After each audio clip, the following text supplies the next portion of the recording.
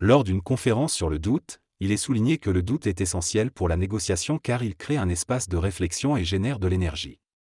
Le protagoniste exprime son intérêt pour approfondir la notion du double éthérique, qui est perçue comme une perspective salvatrice. Il souhaite remettre en question cette perspective et demande des clarifications sur les notions d'homme-groupe et de faisceau amique, qui sont liées à la réincarnation et à l'identification de l'âme. Il est expliqué que l'homme-groupe est un égrégore réincarné dans un être humain, tandis que le faisceau amique est un canal réincarnationnel qui peut regrouper plusieurs individus. Les faisceaux espritiques sont des forces supplémentaires qui influencent les faisceaux amiques. Le rapport entre les faisceaux espritiques et amiques est que les faisceaux amiques sont la copie colorée des forces espritiques. La coloration galactique ou universelle engendre des copies colorées inférieures. Les faisceaux amiques sont tributaires des faisceaux espritiques, bien qu'ils soient en dessous plutôt que parallèles. Il y a autant de faisceaux espritiques que de faisceaux amiques humains. Il existe 13 grands faisceaux amiques, qui correspondent en gros aux 13 grandes religions. Cependant, certaines religions n'ont pas de nom spécifique.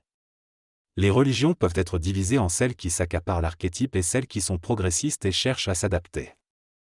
La chrétienté est adaptative. Est-ce que le judaïsme est régressif et stagnant?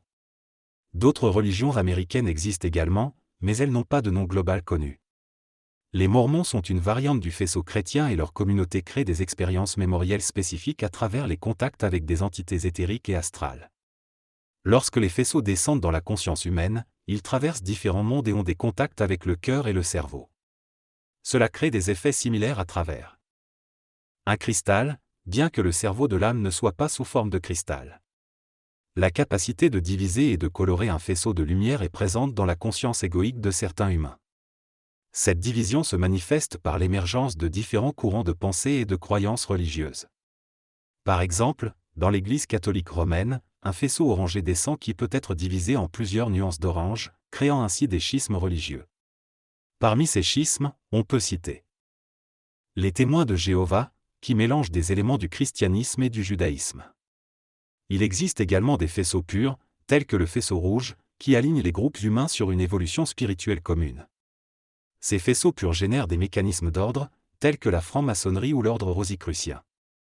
En dehors de ces faisceaux connus, il existe des faisceaux de couleurs inconnues qui peuvent influencer l'évolution planétaire. Ces faisceaux de couleurs créent une diversité de religions et de sectes religieuses, reflétant ainsi la diversité des expressions de la conscience humaine. En résumé, il est dit que chaque être humain a sa propre interprétation des couleurs et que cela peut varier en fonction de l'évolution vibratoire de l'individu. L'émission des rayons ultraviolets du soleil affecte également les couleurs en les adoucissant et en les blanchissant. Il est également évoqué la possibilité d'émissions extraterrestres qui pourraient introduire de nouvelles couleurs dans notre perception. Cependant, il est souligné que l'homme reste la solution majeure et qu'il est le grand acteur de l'évolution cosmique. Un nouveau faisceau d'énergie, assimilé à une nouvelle couleur, est en train de s'immiscer progressivement dans l'humanité. Ce faisceau aura une nature plus extraterrestre au début mais tendra vers l'humanité. Finalement, il est mentionné qu'il y a une dynamique d'équilibre cosmique qui cherchera à contrebalancer cette évolution énergétique nouvellement introduite. Dans un contexte évolutif planétaire, il est question de la fusion d'un faisceau planétaire permettant d'atteindre le transport séraphique. Cela donne à l'être humain la capacité de travailler dans les mondes d'où provient ce 15e faisceau, établissant ainsi un contact entre ces mondes et le monde humain, où l'évolution est la plus rapide. Les couleurs que les êtres humains peuvent voir font référence aux faisceaux qu'ils perçoivent. Une réflexion sur les mécanismes réincarnationnels des humains permettrait de découvrir les couleurs de faisceaux qui ont prédisposé à la création de leurs âmes. L'être humain possède un système réflecteur composé de plusieurs parties, dont l'archéocervelet, le bulbe rachidien, le cervelin, le néocervelet et l'hémisphère cérébral. Il est important de connaître quelle partie du cerveau est reliée à quelle évolution afin de pouvoir transformer celle qui est liée aux archétypes. Le troisième cerveau réflectif de l'homme se trouve dans le monde éthérique, où il commence à constituer son double éthérique en projetant de l'énergie vitale vers l'extérieur. La création du double éthérique commence lorsque l'être humain accepte des concepts nouveaux, ce qui permet d'accumuler de l'énergie dans ces concepts. En acceptant de nouveaux concepts, l'énergie est placée dans une partie qui était auparavant associée à l'ego, mais qui va être transformée vers de nouveaux concepts. Cette énergie reste attachée à l'homme. par l'émotivité liée au concept, contribuant à la création du dôme éthérique. Ce dôme continue de se former à mesure de l'accumulation de concepts neufs à travers la sphère de conscience évolutive de l'homme. L'évolution de l'homme implique l'accès à un troisième cerveau, permettant la compréhension et l'interprétation du langage animal, humain et extraterrestre. Ce troisième cerveau est nourri par l'énergie supramentale, qui ne nécessite pas de prédigestion par l'ajusteur de pensée.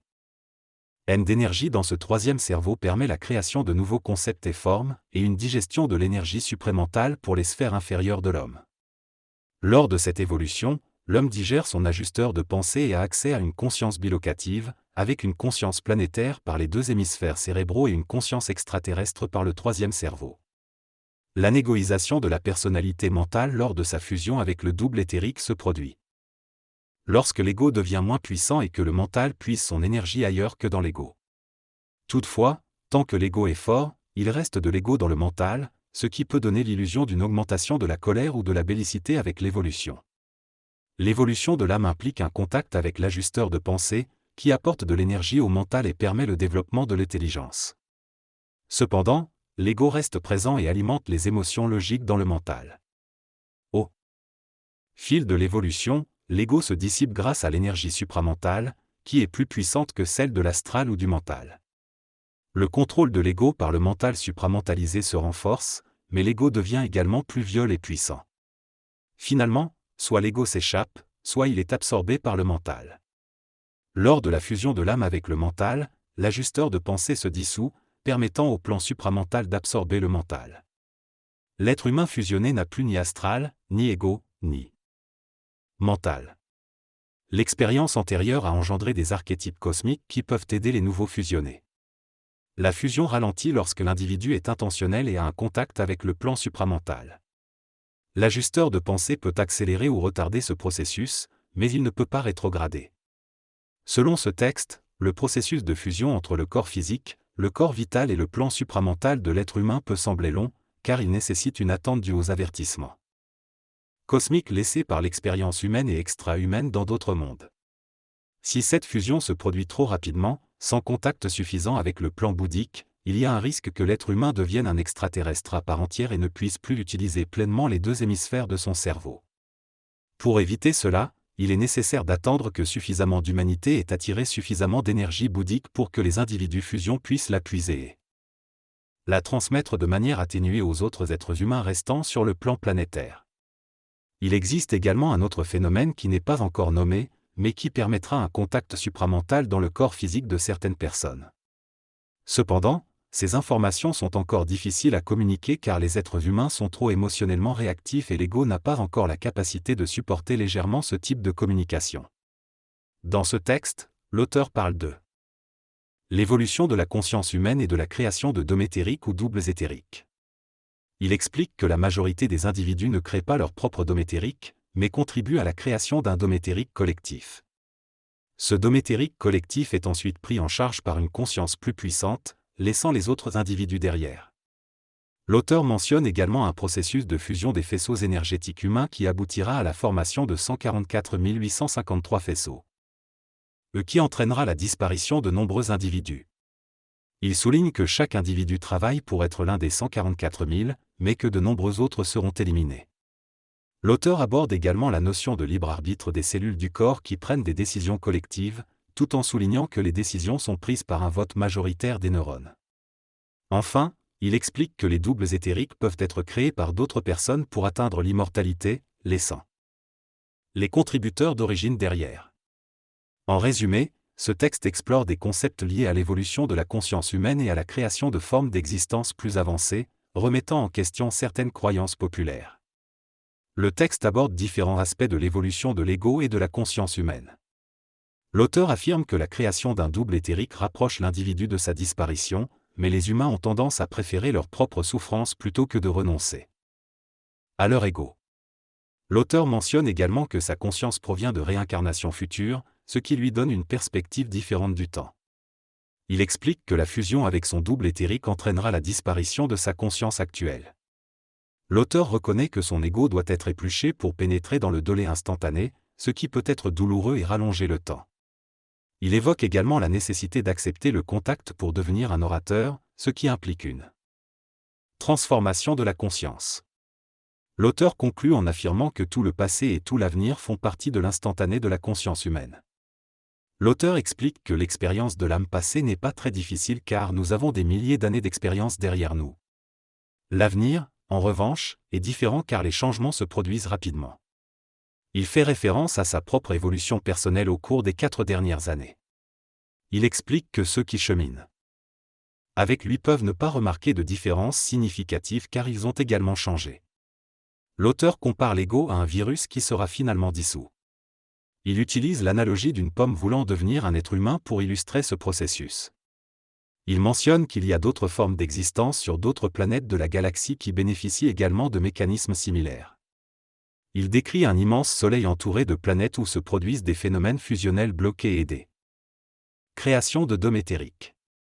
Il mentionne qu'il y a différentes intentions créatrices, et fusionnelles et directionnelles à différents niveaux d'existence. Il explique que certaines mécanicités sur ces planètes ont des dimensions et des poids différents de ceux de l'homme et peuvent se mélanger avec d'autres mondes. Il donne l'exemple d'être potentiellement dans la main d'une de ces entités. Les entités planétaires en périphérie ont la capacité de coordonner et de changer la mécanique des mondes évolutionnaires. Elles agissent avec l'autorisation du Soleil et possèdent une forme d'intentionnalité similaire à celle des divinités. Ces entités peuvent mandater des formes énergétiques pour venir dans notre monde et apporter des changements. Ainsi, l'être humain n'a pas réellement de libre arbitre, car il est influencé par ces entités galactiques. Si une fusion totale avec une entité se produisait, tout pourrait être changé en 1 heure, sans que cela ne soit perceptible pour les humains. Ces entités ont pour but principal d'alléger la souffrance de l'homme, car nous sommes une partie de leur conscience humaine. Cependant, leur intérêt ne se limite pas uniquement à cela.